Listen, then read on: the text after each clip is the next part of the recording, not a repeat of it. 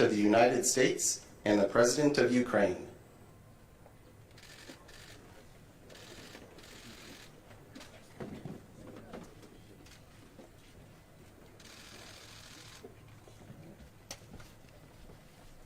Both leaders will now sign an historic new bilateral security agreement between the United States and Ukraine.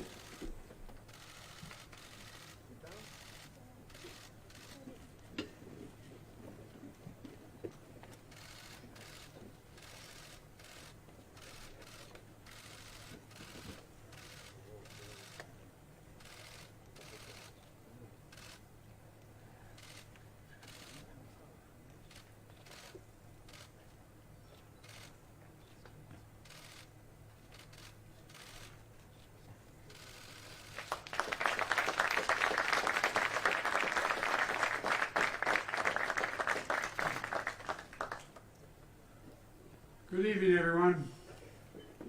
Last year at the NATO summit in Lithuania, the United States brought together every member of the G7 to sign a joint declaration of support for Ukraine. 25 additional countries joined us quickly. Each agreed to forge long-term bilateral commitments with Ukraine. President Zelensky and I have just now signed that agreement between the United States and Ukraine. Our goal is to strengthen Ukraine's credible defense and deterrence capabilities for the long term. A lasting peace for Ukraine must be underwritten by Ukraine's own ability to defend itself now and to deter future aggression anytime in the future. The United States is going to help ensure that Ukraine can do both, not by sending American troops to fight in Ukraine, but by providing weapons and ammunition, expanding intelligence sharing, continuing to train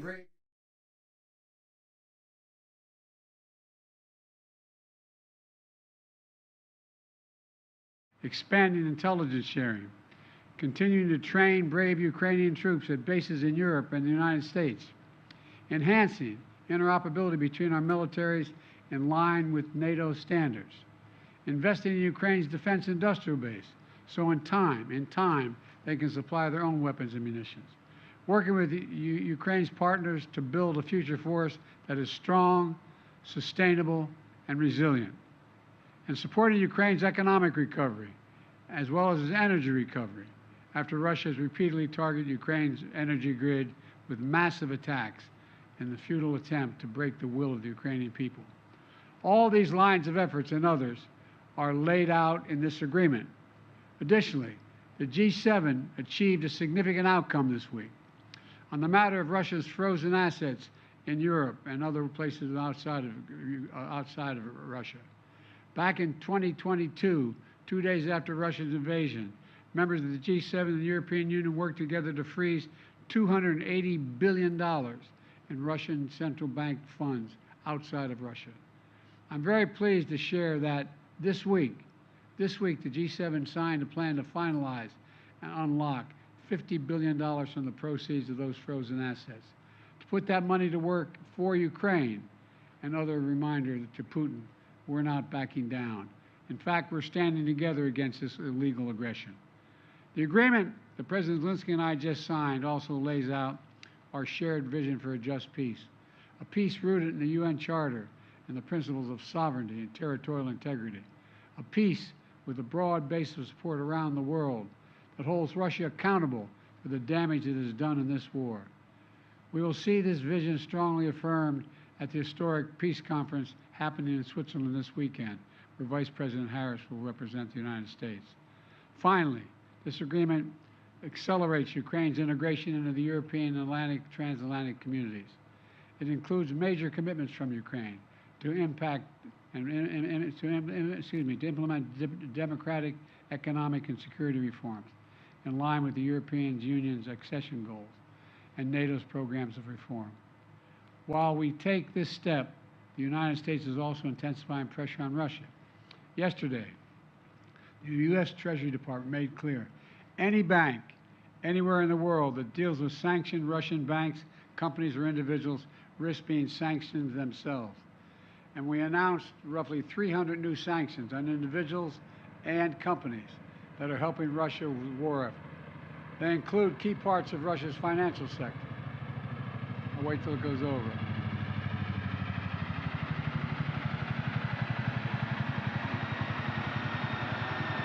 As well as individuals and entities that supply Russia with items critical to its defense production, like microelectronics, machine tools, and industrial materials. We also sanction more Russian future energy projects, that Russia's natural gas oil projects that are under construction and are not yet fully operating. Putin is counting on revenues from these projects. Our sanctions will disrupt those plans. Plus, at the G7, we discussed our shared concern about countries like China, where resource supplying Russia with materials they need for their war machine. And we agreed to taking collective action to push back against that activity. Let me close with this. We've taken 3 major steps at the G7 that collectively show Putin we cannot wait us out. He cannot divide us. And we'll be with Ukraine until they prevail in this war. First is the bilateral security agreement just signed. Second, historic agreement to provide $50 billion in value from Russian sovereign assets to Ukraine. And third, an agreement to ensure our sanctions efforts disrupt third countries that are supplying Russia's war efforts. That will increase pressure on the Russian economy. Collectively, this is a powerful set of actions and will create a stronger foundation for Ukraine's success. 2.5 years ago, Putin unleashed a brutal war in Ukraine, and it's been a horrifying ordeal for the Ukrainian people who are so brave and incredible. It's also been a test for the world. Would we stand with Ukraine? Would we stand for sovereignty, freedom, and against tyranny? The United States, the G7, and countries around the world have consistently answered the question by saying, yes, we will. We will say it again, yes, again and again and again. We're going to stand with Ukraine. And thank you, and I now yield to my friend from Ukraine, President. Thank you so much, Mr. President Biden, dear President, dear journalists, dear Ukrainians, dear Americans, and thank you so much. Thanks, Italy and Georgia, for an invitation. Dear friends, today is a truly historic day, and we have signed the strongest agreement between Ukraine and the U.S.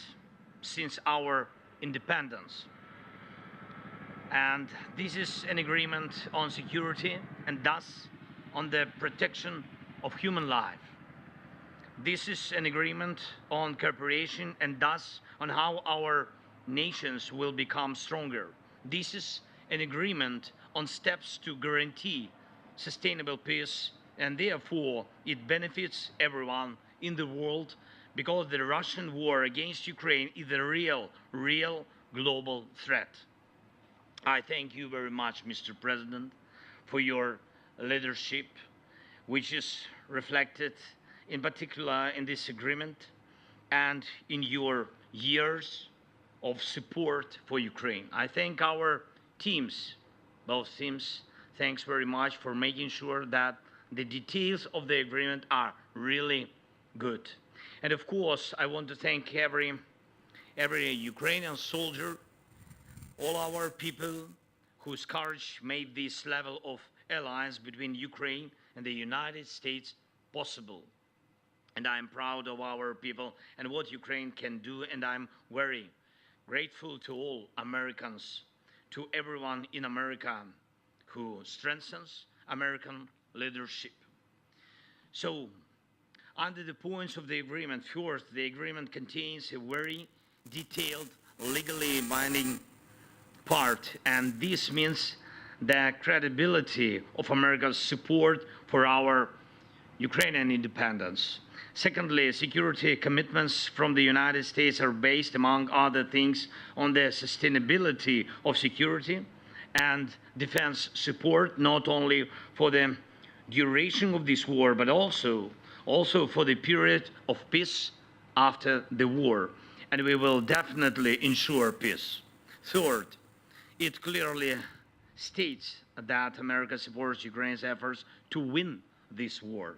Fourth, the agreement has good provisions on weapons for our defense, whereas specifically on the Patriot systems, whereas specifically on the supply of fighter squadrons to Ukraine. That's right, plural squadrons, including but not limited to F-16s. We have worked for a long time for these. The agreement is also very specific about the supply of the necessary weapons, joint production, and strengthening of the defense industries of our countries through our cooperation. And this is something that will not only provide security, but also new, good jobs for Ukrainians and Americans. The agreement also outlines what is needed in terms of intelligence information. The agreement contains key aspects of protecting the lives of our people. Fifth, it is very important that the agreement also addresses the issue of Russia's just responsibility for this war and its attempts to destroy Ukrainians. America supports both fair compensation for the damage caused by Russian strikes and working out ways to ensure that frozen Russian assets are used to protect and rebuild Ukraine. The agreement also includes sanctions and export controls that will make Russia feel the pain for what it is doing against the freedom of peoples. And two more things. I'm grateful that the philosophy of our security agreement is in fact the philosophy of the alliance, and that is why the issue of NATO is covered through the text of the agreement. It states that America supports Ukraine's future membership in NATO and recognizes that our security agreement is a bridge to Ukraine's membership in NATO. It is very important for all Ukrainians and for all Europeans to know that there will be no security deficit in Europe, which tempts the aggressor to war and makes the future uncertain. Now we are clearly defining everything. We will cooperate for the sake of victory, make peace guarantees effective, and provide the necessary security for our people. And thank you, Mr. President, for your leadership in the G7's decision on $50 billion loan for Ukraine. It's a vital step forward in providing sustainable support for Ukraine in winning this war. Russian immobilized assets should be used for defending lives of Ukrainians from Russian terror and for repaying the damage aggressor caused to Ukraine. It's fair and absolutely right. Mr. President, thank you, your team. I would also like to thank the United States Congress for their support, both parties, both chambers. Thank you, and thanks to every American heart that does not betray freedom and supports us. Slava Ukraini!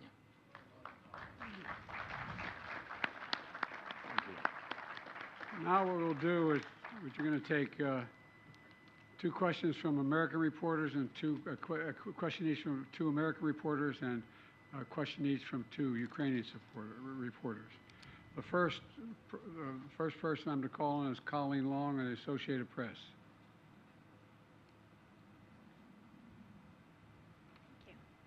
Thanks, Mr. President. About 2 weeks ago, you changed course to allow Ukraine to fire U.S. weapons into Russia. Given the reported successes, would you consider further expanding the parameters on U.S. weapons into Russia, even despite your concerns about escalation? And on the news from home, you're going through something that so many American families go through, the intersection of addiction and the criminal justice system, but you're not like most families. Was your son able to get a fair trial? Do you believe the Justice Department operated independently of politics? And for President... Let me answer your question and you ask his question, okay? With regard to the first question, it is clear that the near abroad, meaning just across the line of the border with Russia and Ukraine, that it makes a lot of sense for Ukraine to be able to take out or combat what is coming across that border. In terms of longer-range weapons into the interior of Russia, we have not changed our position on that sort. With regard to the question regarding the family, I'm extremely proud of my son Hunter. He has overcome an addiction. He's one of the brightest, most decent men I know, and I am satisfied that I'm not going to do anything. I said I abide by the jury decision, and I will do that, and I will not pardon him. President Zelensky, a number of leaders here in Italy, including President Biden, are facing upcoming election challenges. How will the security agreement signed tonight and the other promises of support continue if they are not in office? And what's your contingency plan if they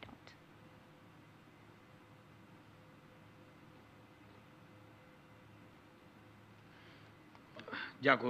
Thank you for this question. May I ask, first and foremost, I'd like to thank the people of the nations, first and foremost, to the United States, to the countries in Europe and on other continents who have supported us since the very beginning of this absolutely unjust war of Russia against the people of Ukraine. That is it. They've been killing people, that homes and territory, all that is very important. It is part of life, but first and foremost, we're speaking about people and lives of people. You understand? And this war was unjust since the very beginning. The war of this evil, whose name is Putin, the war against the people of Ukraine, and he has killed so many people. To say that it is not him, there was a military man who did it. The last one is just an instrument of his, and he's playing this instrument, and therefore it is important for us that since the very beginning we were supported by people, by nations, because they understood that we share common values. We simply want to live, and the people understood. They imagined what will happen if such evil attacks them, and therefore we were supported by people. And I thank President Biden and other leaders who, since the very beginning of the invasion, Putin's invasion, started to support us. They, based on their values, they were based on the voice of their people, and it is impossible without people. And I am sure that this nation chooses leaders and presidents, and it seems to me that no matter whom the nation chooses, first and foremost, it seems to me that everything depends on the unity within this or that state. And if the people are with us, any leader will be with us in this struggle for freedom. Want to call on a Ukrainian reporter? Yeah, with pleasure. Thanks so much. Так, будь ласка, телеканал Інтер. Yes, please, Inter. Irina Ivanova, Inter TV channel. For both leaders. So today, during the G7 meeting, the discussion focused on developing Ukraine's air defense system based on the most advanced Western complexes and also on enhancing long-range capabilities. So my question is, can you provide any details on the initiative and about the readiness of our allies to take part in it? Thank you. I'd be happy to respond to that. We have acquired commitment from 5 countries so far for Patriot batteries and other air defense systems, as well as we've let it be known to those countries that are expecting from us air defense systems in the future, that they're going to have to wait. Everything we have is going to go to Ukraine until their needs are met, and then we'll make good on the commitments we made to other countries. I think President Biden already answered your question. Really, he knows, and all other partners, they know that urgently we need 7 Patriot systems. Yes, to save our cities, not all of them, it's a pity, but urgently 7. And we discussed the possibility of having 5 of them. It's true, but the partners work on it. It doesn't mean that tomorrow we will have these 5 systems, but we see in the closest future good result for Ukraine. You'll have some relatively quickly. American reporter, Josh Weingrove, Bloomberg. Thank you, Mr. President. I have a question for President Zelensky shortly on the announcements, but if you don't mind, I'd like to ask you about your discussions on the situation in Gaza here at the summit. You were asked just a short time ago about it after the skydiving demonstration.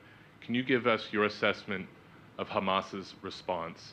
And do you believe that they are trying to work towards a deal, or is this response working against a deal?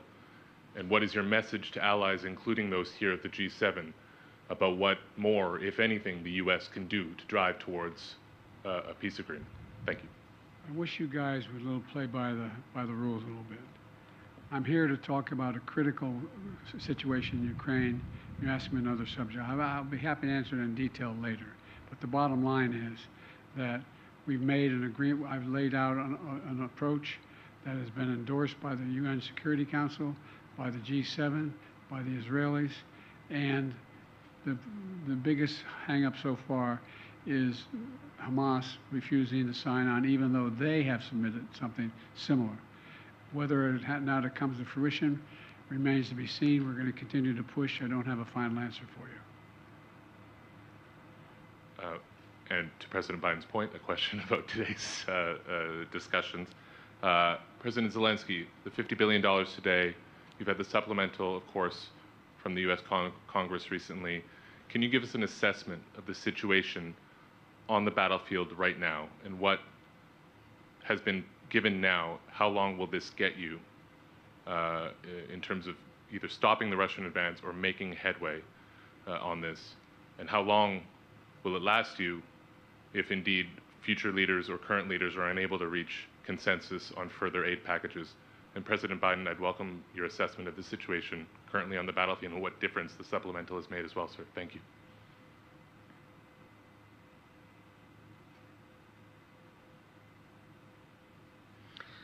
Дякую за ваше запитання.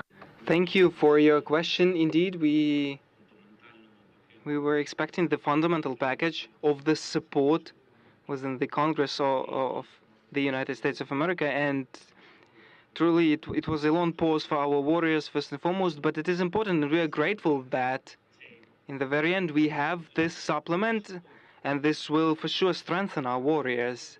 Yes, this has given the opportunity to the enemy within this pause to try to occupy Kharkiv, but that attempt was stopped by our warriors. They were repelled. The enemy was repelled, and we, despite everything, disrupted all their plans, and it seems to me that that is the most important thing. What this supplement that will arrive gives us, it enables us to fully equip the reserves, those guys, those brigades that are ready, so that they provide for the opportunity to rotate our units on the battlefield, so that they can have some rest, so that the brigades can regenerate, so that other brigades enter the battlefield instead of them with equipment. This is what the supplement gives them. So the raise of morale, but also the raise of strength of our brigades. And it seems to me that this is the most important.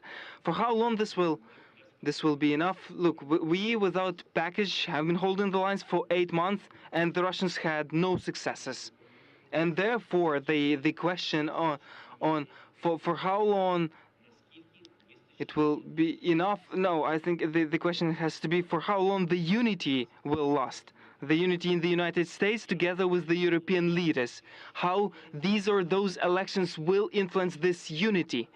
It seems to me that we should look on this exactly this way, to preserve unity, to preserve the integrity of the world, integrity of the democratic world, because if Ukraine does not withstand, the democracy of many countries will not be able to withstand, and I'm sure of that.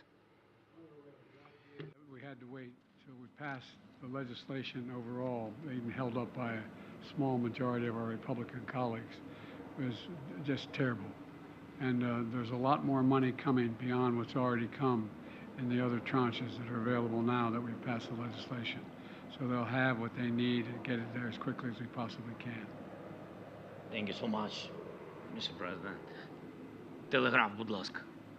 Telegraph, please. Good evening. My name is Yaroslav Zharin of Telegraph UA.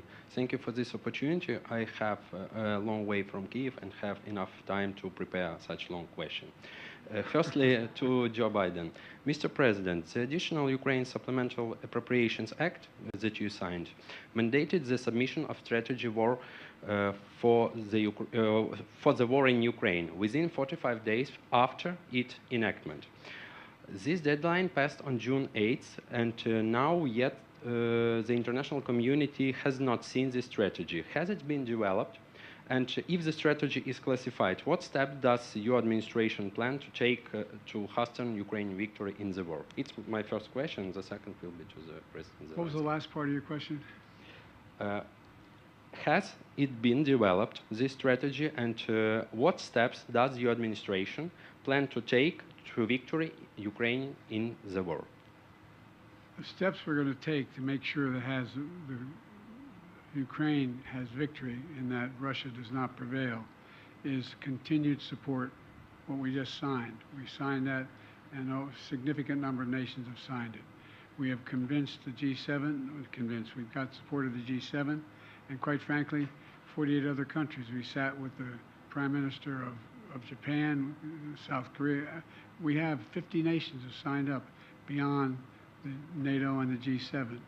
And so we're going to stay as long as it takes. With regard to the plan, that is a plan in process now. We're discussing with our Ukrainian friends exactly what it would be. We have a lot of movement toward that. We know the outlines of it. We have not done the detail of it all. But we know what Ukraine is capable of doing when given the material to defend themselves, and that's exactly what they're doing now. І друге запитання до президента. And my second question is to President Zelensky. It will be in Ukraine. And recently you have made a couple of sharp statements regarding China, and there are rumors in press regarding the possible supplies of Russia's weapons to China. Apart from that, China is actively promoting its own peace plan among certain countries. What are the motives of Beijing now, and would it be possible to change the vision of China regarding our war, and which role the US can play in this? And the final question is China a partner of Russia in these crimes that it commits? Your trip was long.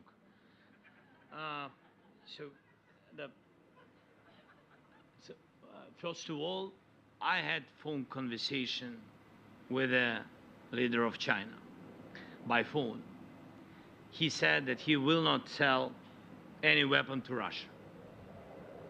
That is the first. We'll see with you.